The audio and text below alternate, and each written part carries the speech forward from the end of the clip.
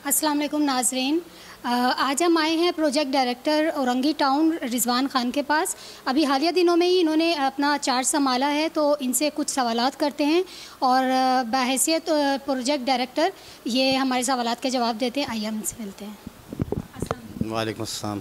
अच्छा, सबसे पहले तो रिज़वान साहब ये बताइएगा कि एक तो आपको मुबारक हो कि आपने औरंगी टाउन का चार्ज संभाला है, और ये बताइएगा कि अभी स्टार्ट में ही आपके पास क्या प्लान है या क्या ऐसे हदफ या काम है जो आप वो करना चाह रहे हैं, या जब लास्ट टाइम आपके पास ये चार्ज था तो उस टाइम कौन सी चीज़ें ऐसी रह गई थी जिनको आप मुकम्मल करना चाह रहे हैं?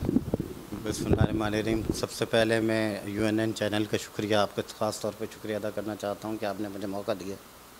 जहाँ तक औरंगी टाउन प्रोजेक्ट का ताल्लुक़ है, तो औरंगी टाउन प्रोजेक्ट में जो चीज़ें मैं छोड़ कर गया था वो उसमें से बहुत सी चीज़ें तो नहीं हो सकी। मिसाल के तौर पर हमने 140 मिलियन रुपीस के जो है वो वाजिबात मुख्तलिफ़ इदारों पर निकाले थे, जो बड़ी एफ़र्ट्स के बाद हुए थे, जिसमें एक पीटीसीएल पर हमारे 6 करोड़ रुपए थे। 3 हम अब 4 हो गए हैं पुलिस स्टेशन। उन चारों पुलिस स्टेशन जो है वो बने हुए हैं कमर्शियल लैंड पर, और उनकी बाकायदा कोई मकसद जो है वो उस ज़माने में तो ये होता था कि सरकारी इदारों की आपस में जो है वो कोई यानी प्रॉब्लम नहीं थी, तो वो किसी भी ज़मीन पर बना लेते थे। लेकिन वो हमारी प्राइम लैंड है और उस पर तकरीबन 3 करोड़ 30 लाख रुपए जो है वो हमारे उनके ऊपर निकलते हैं। इसी तरह डिस्ट्रिक्ट वेस्ट को जो है हमने एक जगह दी थी 10 नंबर पर अस्पताल बनाने के लिए। उन्होंने उसको जो है वो शादी हाल में कन्वर्ट कर दिया। तो ऑडिट की टीम जब आई तो उन्होंने वो 3 करोड़ 30 लाख रुपए इन पर निकाले थे, और फिर हमारे पर पैरे लगा के भेजा था कि ये वसूल करें। वो पीएसी तक में मैटर चला गया है। तो अब हमने पीटीसीएल पर तो सिंध हाई कोर्ट में केस कर दिया था, जिसका अपडेट मुझे हमारी जो लीगल एडवाइज़र हैं हज़रा मुकीम साहिबा उनसे लेनी है कि उस पर क्या हुआ। बाकी पुलिस डिपार्टमेंट के लिए और डीएमसी वेस्ट के लिए भी जो है वो, क्योंकि लेटरबाजी तो हमारे 2-2.5 साल चली, हमें कोई फ़ायदा नहीं हुआ। फिर हमारे पास आखिरी हल यही बचा था कि हम अदालतों के ज़रिए इनसे वसूली करें। तो ये तीनों केस जो है वो तीनों में से एक केस फ़ाइल हो चुका था पीटीसीएल का। अच्छा, दूसरा यहाँ पर जब मैंने चार्ज छोड़ा था उस वक्त जो है वो गैर कानूनी सोसाइटीज़ जो है वो गुलशन ज़िया में काम कर रही थी कच्ची आबादी में। कच्ची आबादी में कोई प्रोविज़न नहीं है कि कोई जो है सोसाइटी होगी। लेकिन अच्छा, उस पर मैं अनवर सैयाद साहब उस वक्त सूबाई वज़ीर एंटी करप्शन थे, उनको मैंने ख़त लिखा था, तो फिर उन्होंने उस पर बाकायदा एक्शन लिया। एंटी करप्शन ने हमें सपोर्ट किया, ज़िला इंतज़ामिया ने सपोर्ट किया। वो तमाम सोसाइटीज़ हमने ख़त्म करा दी थी, जिसके बाद वहाँ पर हम पर फायरिंग भी हुई थी और बहुत सारे मसले मसाइल पैदा हुए थे। लेकिन अब इस गैप में 2-2.5 साल में उन सोसाइटीज़ ने दोबारा वहाँ पर जो है वो कब्ज़ा कर लिया है, और वहाँ पर बड़े हालात ख़राब थे। लेकिन हमारे ये जो प्रोजेक्ट डायरेक्टर रज़ा अब्बास रिज़वी साहब हैं, इन्होंने इस पर बड़ा काम किया है, और उन्होंने वहाँ पे माइक पर जाकर भी ऐलान किया, और उसके बाद बहुत बड़े ऑपरेशन भी किया। उन्होंने बहुत अच्छे काम किए। जो यानी चार्ज संभालने के बाद जो सबसे पहला काम है वो एक सॉफ्टवेयर हमारा डिज़ाइन हो गया है, जिसका इंशाल्लाह ताला अगर एडमिनिस्ट्रेटर साहब के पास टाइम हुआ तो वो, वरना अफजल ज़ैदी साहब जो हमारे मेट्रोपॉलिटन कमिश्नर हैं उनसे हम इफ्तिताह करवाएंगे उस सॉफ्टवेयर का। उस सॉफ्टवेयर में ये है कि यहाँ से नोट शीट से लेकर हर चीज़ जो भी होगी वो जो है बार कोड के बगैर इशू नहीं होगी, ताकि जालसाजी का कोई ख़तरा ना रहे। इसके अलावा लीज़ के लिए एक तरीका ये होता है कि वहाँ पर जाकर बायोमेट्रिक होती है, हम यहाँ से बायोमेट्रिक करेंगे, क्योंकि यहाँ पर बहुत सारी चीज़ें ऐसी हैं कि लोग कहते हैं जी गवाहान जाली थे। तो जब बायोमेट्रिक हुई भी होगी, नादरे की वेरिफिकेशन होगी, तो ये इबाहम ख़त्म हो जाएगा। तो सबसे पहले जो काम हम करने जा रहे हैं वो है बायोमेट्रिक का। उसके लिए यहाँ पर काउंटर बन रहा है। दूसरा कंप्यूटराइजेशन का है, जिसका सॉफ्टवेयर रेडी है, सिर्फ उसका इफ्तिताह होना है। तीसरा वन विंडो ऑपरेशन है कि मकसद लोग एक ही जगह से सारे काम कर लें। तो ये 2-3 काम हम करने जा रहे हैं। फिर अब जो है कल जो है मैंने प्रपोज़ल मूव किया है, वर्किंग पेपर जो है जमा करवाया है, जिसमें मैंने उनसे ये कहा है कि गुलशन ज़िया में बहुत सारी ज़मीनों पर जो CR 566 के तहत हमें दी गई थी मुस्तफ़ा कमाल साहब के ज़माने में, जिसे गुलशन ज़िया कहा जाता है, और उसमें तकरीबन जो है पहले 72 थी, वो 20 मिलाकर अब 92 कच्ची आबादी हो गई है औरंगी टाउन की। तो वो कच्ची आबादियाँ जो है उनमें से औरंगी कॉटेज इंडस्ट्री, जिसका 1994 में मोहतरमा बेनज़ीर भुट्टो साहिब इफ्तिताह करने के लिए आ रही थी, लेकिन उन्हें सिक्योरिटी क्लियरेंस नहीं मिली थी, तो हमारे एडमिनिस्ट्रेटर थे फ़हीम ज़मान ख़ान साहब, उन्होंने इफ्तिताह किया था उसका, और मिनिस्टर्स ने किया था इफ्तिताह। तो उसके वो जगह ज़ाहिर KMC की थी, तो 1994 में किया था, और ग़ुलाम आरिफ साहब उस वक्त सीनियर डायरेक्टर लैंड थे। पीडी औरंगी के पास तो कभी कॉटेज इंडस्ट्री नहीं रही, लेकिन ये हमेशा सीनियर डायरेक्टर लैंड के पास थी। तो वो कॉटेज इंडस्ट्री 1994 से इसी तरह पड़ी हुई थी, लेकिन अभी तक उस पर कब्ज़ा हुआ नहीं है, और अगर हुआ है तो खाली करा लिया गया था। लेकिन 1994 से लेकर अब तक जो है वो उस पर मकसद, अगर पीपल्स पार्टी की यानी मोहतरमा बेनज़ीर भुट्टो की शहादत से इतना बड़ा नुकसान हुआ कि वो हमारा वो प्रोजेक्ट किसी आने वाले एडमिनिस्ट्रेटर ने, मुंतखब क़यादत ने, किसी ने भी उसको फॉलो अप नहीं किया। लेकिन मैं कराची के रौनकों को बहाल करने के लिए एडमिनिस्ट्रेटर कराची मुर्तज़ा वहाब साहब ज़बरदस्त एफ़र्ट कर रहे हैं। अभी वो 1.5 अरब रुपए की जो है वो ग्रांट भी लेकर आए हैं सड़कों के लिए, लेकिन क्योंकि बारिश का सीज़न जब तक ख़त्म नहीं होगा वो नहीं हो सकेगा काम।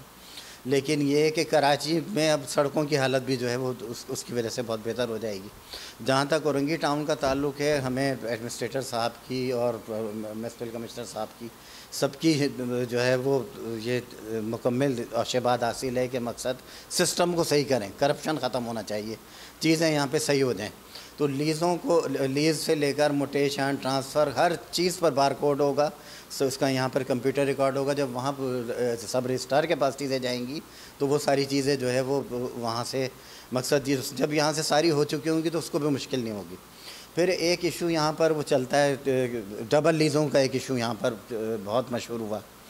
वो डबल लीज़ों का इशू ये है कि जिस ज़माने में जो है चाइना कटिंग का दौर था, उस चाइना कटिंग के दौर में यहाँ पर गुलशन ज़िया में बहुत सारी लीज़ों का सिलसिला हुआ था जो टोकनों पर किया गया था। उसका नुकसान ये हुआ कि जो रिकॉर्ड था उनको लीज़ें तो करा दी गई, बहुत सारे लोग लीज़ें कैंप लगा कर हुई हैं और बहुत छोटे ग्रेड के लोगों ने किए हैं। वो सारी जो बार बार ख़बरें आती हैं उसका मुझसे कोई ताल्लुक़ नहीं है, वो उन लीज़ों से ताल्लुक़ है जो उस ज़माने में हुई 2007 और 9 में। उस ज़माने में तो मैं दादू में होता था, EDO CDD था, फिर वहाँ पे डिप्टी कमिश्नर भी रहा, DCO भी रहा, EDO रेवेन्यू भी रहा। वहाँ पर मैंने 10 साल इंटीरियर सिंध में गुजारे, तो मुझे तो कराची के मामलात का पता ही नहीं था। लेकिन जब मैं आया हूँ तो ये 5 साल सिंध हाई कोर्ट में केस चला है गुलशन ज़िया का। उसके बाद ये लोग अपील में चले गए, 2 साल सुप्रीम कोर्ट में चला। उसके बाद 2015 में जब ये क्लियर हुआ तो एंटी करप्शन हमें काम नहीं करने दे रही थी। 2016 में ये काम शुरू हुआ और 2019 में मैंने इसलिए बंद करा दिया था, अपनी दौर में बंद करा दिया था कि वहाँ इशू ये आ रहा था कि जब हम अच्छा कच्ची आबादी के रूल में जो है 2 MLO 110 में ये है कि 10 साल से अगर कोई शख्स वहाँ बैठा हुआ है और पुराना कोई बैठा हुआ है, यूटिलिटी बिल भी उसके नाम पर आ रहा है, सब पर आ रहा है, और हमारा लैंड सर्वेयर जाकर वहाँ पर सर्वे करता है। सर्वे करने के बाद वो लैंड सर्वेयर आके रिपोर्ट देता है और सारे लोगों को तो 3-4 लोगों के स्टेटमेंट लगाता है कि भाई ये बंदा जो है यही यहाँ पर रह रहा है, क्योंकि कब्ज़ा सच्चा है कच्ची आबादी के रूल्स में। तो उस बुनियाद पे उसकी लीज़ हो जाती है। अब लीज़ के बाद अचानक एक बंदा पैदा होता है जो, हालांकि उसने सारी कोडल फॉर्मेलिटीज़ पूरी की होती हैं जिसने रिलीज़ कराई होती है, क्योंकि अखबार में इश्तहार आता है तो उस वक्त उसे आना चाहिए अगर किसी के पहले लीज़ है। लेकिन ये सारी लीज़ें 2011 में आई है औरंगी टाउन के पास, उससे पहले ही कच्ची आबादी में थी। उस 2007 और 8 और 9 में तमाम लीज़ें हुई हैं, लेकिन उन लीज़ों पर जो यानी जो बैड लक हुआ है वो ये हुआ है कि वो उनको लीज़ें तो करा दी गई, लेकिन तमाम फ़ाइलें जो हैं जिस सियासी जमात का दौर था उसके पास थी वो फ़ाइलें। तो जब उनके यहाँ 2016 में रेड पड़ी तो वो उठा कर ले गए सारे जिन्होंने रेड की थी। तो अब जो शख्स आता है लीज़ तो होती है, उसके पास रिकॉर्ड नहीं होता। तो हमारे औरंगी टाउन में अगर उसका रिकॉर्ड नहीं है तो हम तो उसे जाली और मुश्तबा सस्पिशियस लीज़ कहेंगे। उन सस्पिशियस लीज़ के लिए हमने जो है, हम अगर रजिस्ट्रार को भी लिखेंगे तो वो लीज़ को वेरीफाई करेगा, लेकिन अगर डिपार्टमेंट में उसके प्रॉपर कागजात मौजूद नहीं है, चीज़ें मौजूद नहीं है, तो हम उसे कैसे जीनियन कहेंगे। तो उस पर जो है वो हम एक रिक्वेस्ट करने जा रहे हैं मुर्तज़ा वहाब साहब से कि उस पर कोई एक इंक्वायरी कमेटी, कोई कमीशन, कोई ऐसा बना दिया जाए कि तरीक़ाकार उसका निकले अगर उनका कोई मसला हो सकता है तो। अदरवाइज़ तो वही इंटैक्ट है जिसके पास सब चीज़ें। अच्छा, ऐसे बहुत कम केसेस हैं, 150 केसेस के करीब मैंने अपने ही ज़माने में सईद अख्तर साहब को केसेस भेजे थे जो कैंसिलेशन के लिए, तो उनमें से 2-3 अटेंड हुए हैं, बाकी अटेंड नहीं हुए। अब अज़रा मुकीम साहिबा बहुत ज़्यादा एक्टिव हैं, बहुत अच्छा काम करती हैं, उनको हम सारी चीज़ें दोबारा रिवाइज चीज़ें निकाल कर भेज रहे हैं कि जो भी यहाँ पर अगर कोई ऐसा काम हुआ है तो जो फर्स्ट लीजिए चाहे वो कच्ची आबादी उसे वेरीफाई करे और उसके बाद जो है उसका सारा काम होना चाहिए। अच्छा, हमारे साथ जो औरंगी टाउन में एक बैड लक ये है कि 1995 में शाह लतीफ़ लाइब्रेरी में DMC वेस्ट का ऑफ़िस था, वहीं पर यह भी ऑफ़िस था, वो लसानी फसादात में वो ऑफ़िस जला दिया गया था। तो DMC वेस्ट समेत सारा रिकॉर्ड जल गया था। KDA ने 1981 में जो रिकॉर्ड जमा कराया था वो सारा रिकॉर्ड ज़ाया हो चुका है। अभी आप मास्टर प्लान को ख़त लिखें, कोई चीज़ नहीं है उनके पास। आप KDA के टाउन प्लानिंग को ख़त लिखें, वो सिर्फ एक जवाब भेजेंगे कि हमने रिकॉर्ड हैंड ओवर कर दिया था। तो हमें औरंगी टाउन में सबसे ज़्यादा बड़ी प्रॉब्लम ये है कि हम रिकॉर्ड जो है जो लेकर आ रहा है उसको हम कैसे वेरीफाई करें अगर वो रिकॉर्ड जल चुका है तो उसके लिए FIR मौजूद है, हम अदालतें बुलाती हैं, वो करते हैं। तो हमें यहाँ पर उसको स्ट्रीमलाइन करने के लिए मैंने सब रजिस्ट्रार साहब को ख़त लिखा है कि आप हमें जो भी रिकॉर्ड है रजिस्ट्रार ऑफिस में उसमें वो रिकॉर्ड दे दें ताकि हम इस सॉफ्टवेयर में उसे डालकर कम से कम सारी चीज़ों को कंप्यूटराइज़ कर दें और किसी अफसर पर ये इल्ज़ाम ना लगे कि वह आया तो ये मसाइल हो गए। मसाइल तो ये पुराने लोगों के, हमारे नहीं हैं। उन सारी चीज़ों को सही करने के लिए जो कोशिशें हो सकती हैं वो हम कर रहे हैं। अच्छा, फलाई ज़मीनों पर यहाँ बहुत कब्ज़े थे, कुछ खाली करा लिए, कुछ अब जो है वो एडमिनिस्ट्रेटर साहब से जो है पूरा प्रपोज़ल जा रहा है कि उस पर एक बड़ा ऑपरेशन प्लान हो ताकि चीज़ें सही हो सकें।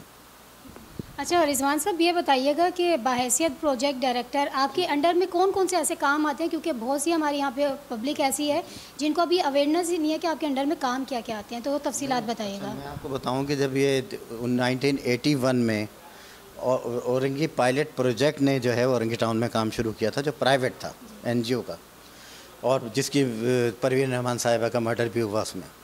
लेकिन 1985 में जो है वो ग्रेड 19 में, उस वक्त 19 ग्रेड KMC में बहुत बड़ी बात होती थी। गवर्नमेंट ऑफ सिंध ने जो पोस्ट ग्रेड की प्रोजेक्ट डायरेक्टर की वो की थी पूरे औरंगी टाउन के लिए प्रोजेक्ट डायरेक्टर की, और वो 19 ग्रेड में पोस्ट थी। उसमें प्रोजेक्ट डायरेक्टर का काम ये लीज़ करना और ये सारी चीज़ें नहीं थी। उस प्रोजेक्ट डायरेक्टर के बग़ैर कोई चीज़ बन नहीं सकती थी। यहाँ पर DMCs भी नहीं थी उस ज़माने में, बाद में ZMCs बनी हैं 1987 में जाके। तो उसमें जब ZMCs बन गई तो यहाँ पर इरफान साहब चेयरमैन बनकर आए थे, तो प्रोजेक्ट डायरेक्टर मेंबर होता था और डेवलपमेंट वर्क में और उसमें OPP और प्रोजेक्ट डायरेक्टर औरंगी का मेन रोल होता था। जब ये सिटी गवर्नमेंट का निज़ाम आया तो ये सब चीज़ें ख़त्म कर दी गई। इवन ये हुआ कि जब इनका टर्नओवर ख़त्म हो रहा था मुस्तफ़ा कमाल साहब को, ये अच्छा उस ज़माने में ये पोस्ट हो गई थी डिस्ट्रिक्ट ऑफिसर रेवेन्यू औरंगी, और ये EDO रेवेन्यू के अंडर में होती थी। अच्छा, आपको पता होगा कि सिटी निज़ाम के गवर्नमेंट में DC land, board of revenue की लैंड, तमाम लैंड एक ही जगह आ गई थी और वो सिटी नाजिम के अंडर हैंड थी। तो उस ज़माने में तो सारी चीज़ें होना आसान थी। ये गुलशन ज़िया भी उसी ज़माने में आया है, हमारे पास पहले कच्ची आबादी के पास था, लेकिन फिर ये जब ये हुआ कि 1979 वाले उस सिस्टम के तहत दोबारा KMC की पोजीशन बहाल की जा रही है, तो प्रोजेक्ट डायरेक्टर की भी हो रही थी। अच्छा, 1981 में जब ये हैंडओवर हुआ था प्रोजेक्ट, तो यानी ये समझ लें कि 55 से 60% लीज़ें KDA पहले कर चुकी थी इसे। उसके बाद ये अब 2022 आ गया है, यानी उस ज़माने में 2009 में ख़त्म हुई है सिटी गवर्नमेंट, तो 2009 तक उस वक्त 80% प्लान्ड एरिया की लीज़ें हो चुकी थी। तो अब सवाल वहाँ ये हो रहा था कि प्रोजेक्ट डायरेक्टर की सीट रखी जाए, ख़त्म की जाए।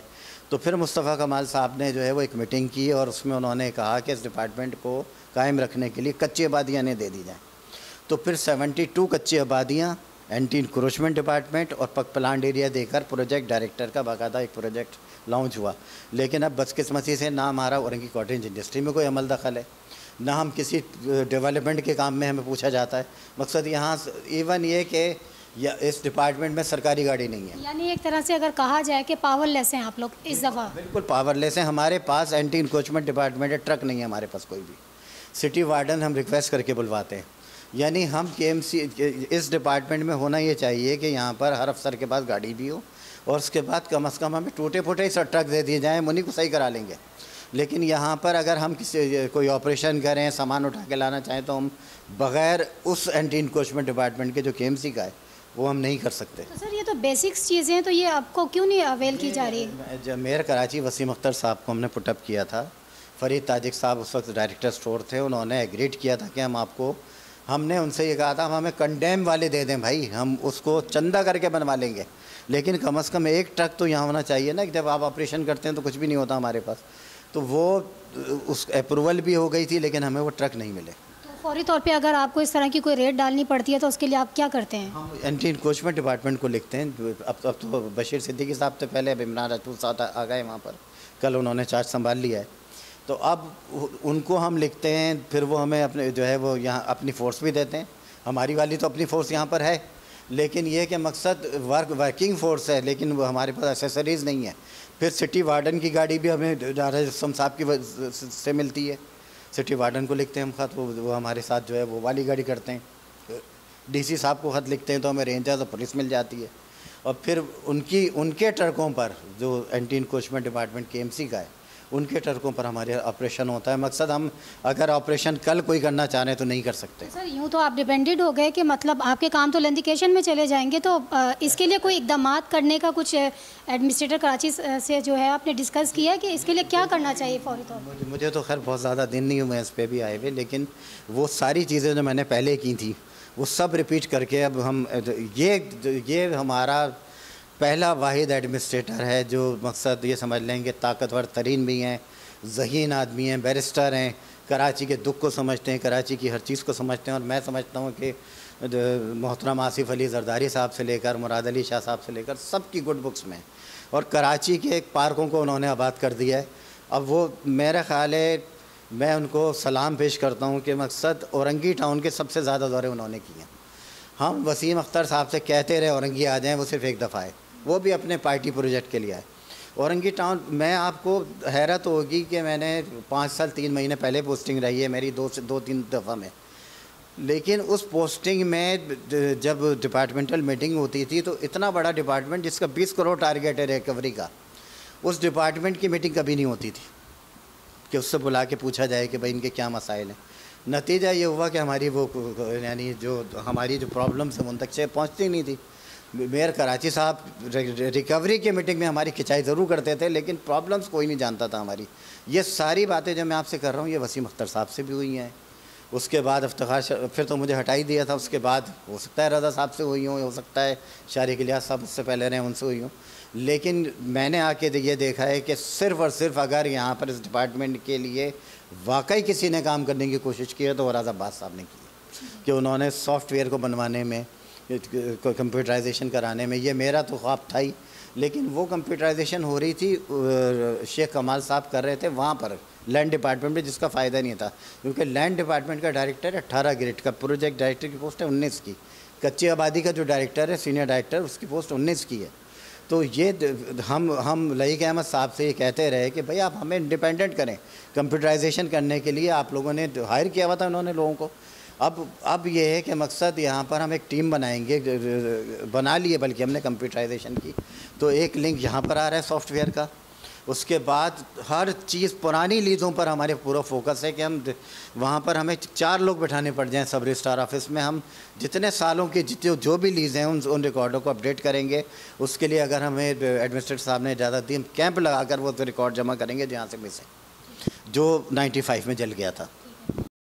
अच्छा सर, मैं आपसे 2 सवाल पूछना चाहती हूँ। जी मेरी सहाफ़ती बरादरी जो है उनकी तरफ से एक मैसेज भी है।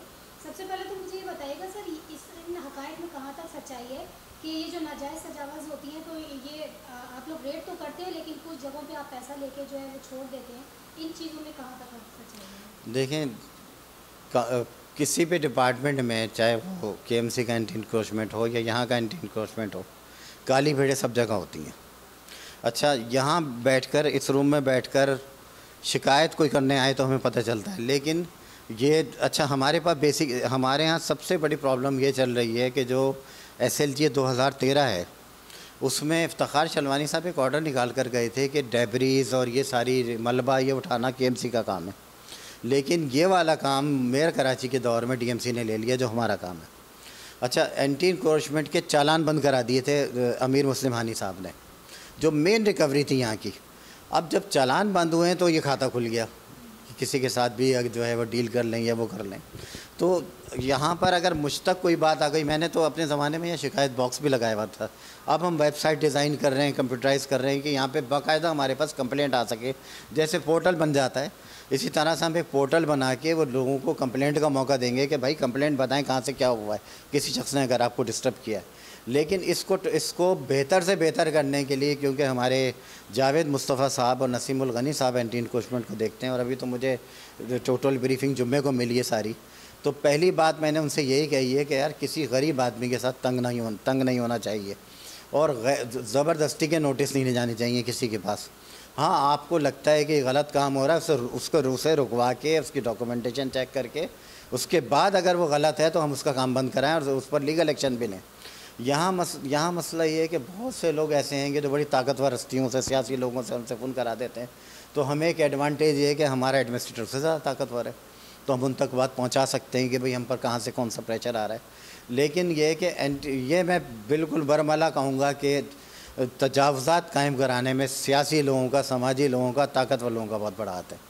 और जब हम उन पर हाथ डालते हैं तो यहाँ पर बड़े हर तरह के फ़ोन आते हैं जो आप समझ सकती हैं किस तरह। लेकिन ये कि मकसद हम ये तय करके आए, पिछली दफ़ा मुझे 2 दफ़ा इसी बुनियाद पर हटाने में बहुत बड़ा किरदार था लोगों का कि मकसद जैसे हमने गुलशन ज़िया में ऑपरेशन किया तो वहाँ उन्होंने फायरिंग कर दी ताकि हम आ ना सकें। लेकिन ये कि मकसद उसके बावजूद मैं आपको तमाम वो लेटर्स दिखा चुका हूँ जो डीजी मिनरल्स को लिखे हैं हमने, डीजी रेंजर्स को लिखे हैं, एंटी करप्शन को लिखे हैं, नैब को लिखे हैं, उस पर एक्शंस भी हुए। लेकिन सियासी लोगों से लड़ने में मेरी सीट चली गई थी। सियासी लोगों से मैं ये समझता हूँ कि मकसद मेरा एडमिनिस्ट्रेटर जो है मुझे सपोर्ट करेंगे तो हम हर चीज़ को सही कर सकते हैं। लेकिन अगर ऊपर से सपोर्ट नहीं होगी तो ये ताकत लोग हावी हो जाते हैं। लेकिन ये हमारा एम है कि हम अपनी सरकारी ज़मीनों को वागुज़ार कराएंगे, हर कीमत पे कराएंगे, चाहे हमारी जान चली जाए इसमें। अच्छा रिजवान साहब, ये बताइएगा कि जब लास्ट टाइम आपके पास चार्ज था औरंगी टाउन का, तो कुछ सहाफ़ी दोस्त हैं हमारे जो आपसे अक्सर नाराज़ रहते हैं, तो क्या वजह कि आप इतना मुतनाज़ा रहते हैं और काफ़ी आप पे इल्ज़ामात भी थे, तो उस हवाले से हमें कुछ हक़ाइक़ बताइएगा कि क्या वजह है कि आप पे इतनी तोहमतें रहती हैं कि आप सीट संभालते ही यहाँ पे काफ़ी गलत काम होते हैं, करप्शन के हवाले से भी, दूसरे भी, तो सर वो ज़रा क्लियर कीजिएगा। देखें, सहाफ़ी बरादरी में मेरी तो बरादरी, सहाफ़ी बरादरी मेरी तकरीबन 90% जो सर्विस है वो रही इसी की है, मीडिया की रही है। तो मैं तो नहीं समझता कि मकसद जो है वो सहाफ़ी बरादरी जो है वो मुझसे नाराज़ होगी। चंद लोगों का मामला है, उनकी शिकायत का उन्होंने मुझसे अपनी किसी शिकायत का जिक्र नहीं किया। दूसरी बात यह है कि मैं उनसे सिर्फ ये कहता हूँ कि अगर वो कोई चीज़ छाप रहे हैं ना तो वो ज़र्द सहाफ़त ना करें, मौक़िफ़ लें। जो सारे उम्मत जैसा अखबार मौक़िफ़ लेता है, जंग जैसा अखबार मौक़िफ़ लेता है। अगर आप मुझ पर कोई ब्लेम कर रहे हैं तो उसे मैंने जो है मैं चाहता तो मकसद कानूनी जंग भी लड़ सकते थे। एक मौका ऐसा भी आया, लोगों ने कहा आप अदालत चले जाएँ, तो मैंने अपनी बरादरी को डिस्टर्ब नहीं किया। मैंने उनसे कहा कि मुझे सिर्फ ये बताएं कि अगर मेरी कोई चीज़ है ना तो उसकी तस्वीरें लगाएं ना, लेकिन कि ये चीज़ इनकी है, ताकि उस पर जो है वो पूरी बरादरी फिर मेरे साथ एक्शन करे। लेकिन बात ये है कि झूठी खबरें, ज़र्द सहाफ़त वो अच्छी बात नहीं है।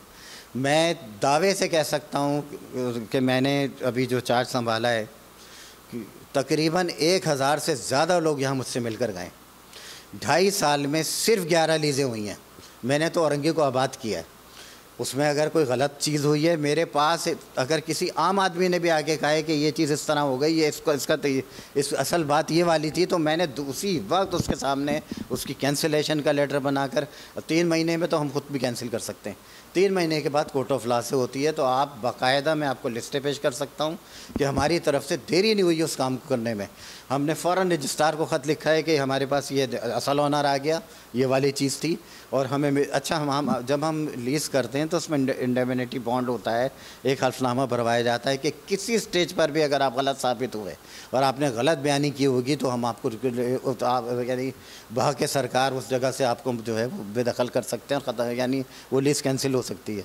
लेकिन वो इख्तियार कोर्ट ऑफ लॉ का है। हमारे यहाँ 90% जो है फैमिली डिस्प्यूट्स हैं। अच्छा, फिर जिन अखबारात ने या जिन दोस्तों ने गलत फहमी की बुनियाद पर या किसी भी वजह से खबर लगाई, मेरा सिर्फ उनसे एक ये रिक्वेस्ट है कि यार उसे साबित भी कर दें ताकि जो है वो चीज़ जो है मैं, और फिर मुझे सज़ा भी दिलवाएं इस पर।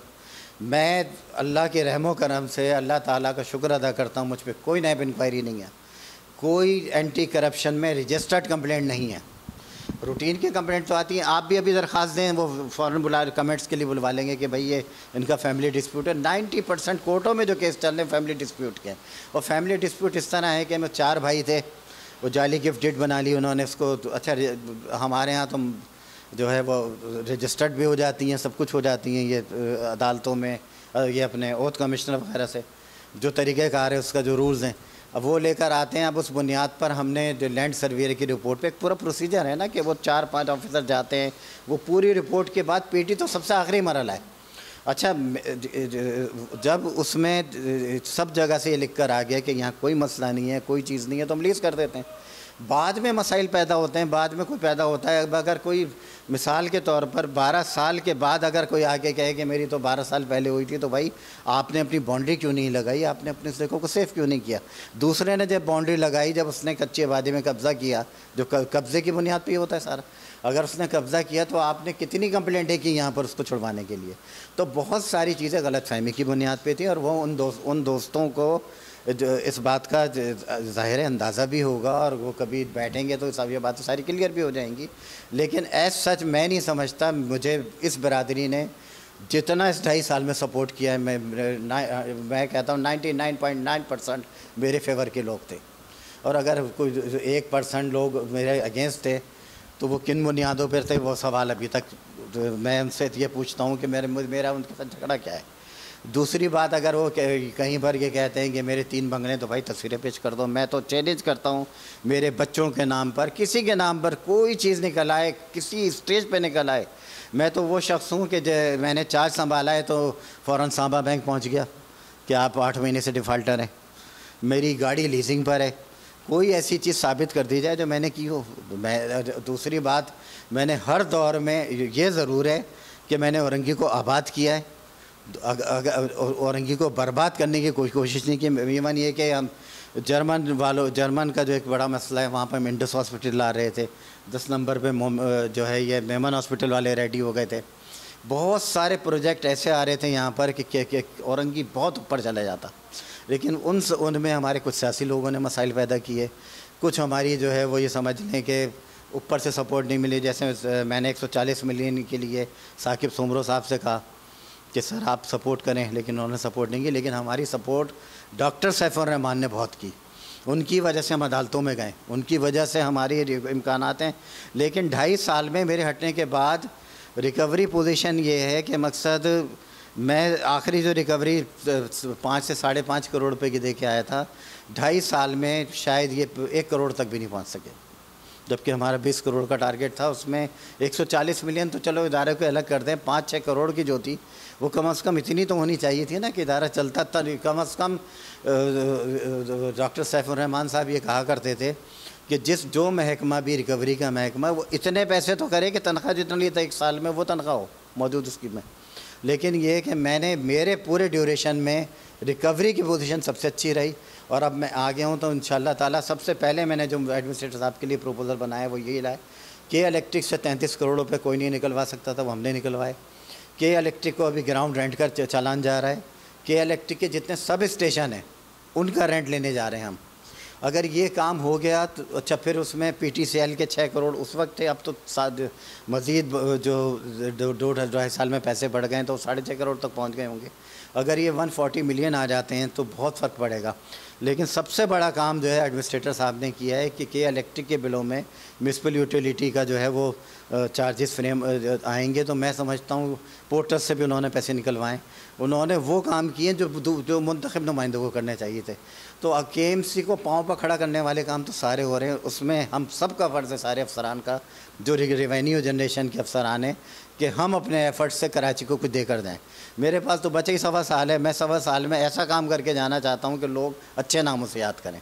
अच्छा सर, बजाय लड़ने के, बजाय ये नेगेटिव ख़बरों के, खुद लोग वही लोग ये लिखने पर मजबूर हो जाएं कि इनके आने के बाद अच्छा काम हुआ है। बस ये। अच्छा सर, आखिर में औरंगी टाउन वालों के लिए क्या पैगाम देना चाहेंगे? औरंगी टाउन के लोगों से ये सबसे बड़ी गुजारिश ये है कि ये जो 95 में रिकॉर्ड जल गया था, और बार बार हम अखबारों में इश्तार देते रहे कि हमारी मदद करें, रिकॉर्ड को अपडेट करने में हमारी मदद करें। हम उसके लिए कैंप भी लगवाएंगे इंशाल्लाह ताला।